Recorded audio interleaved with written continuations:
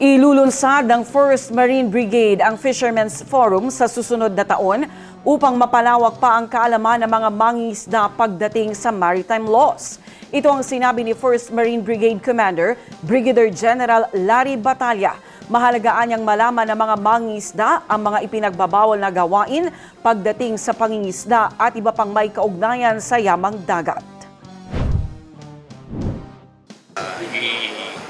Gagawin namin na i-educate namin ng mga fisher folks sa mga maritime laws para sa palagay nila na tama yung ginagawa nila pero magbabayo nila sila ng mga batas ng pagkaragatan.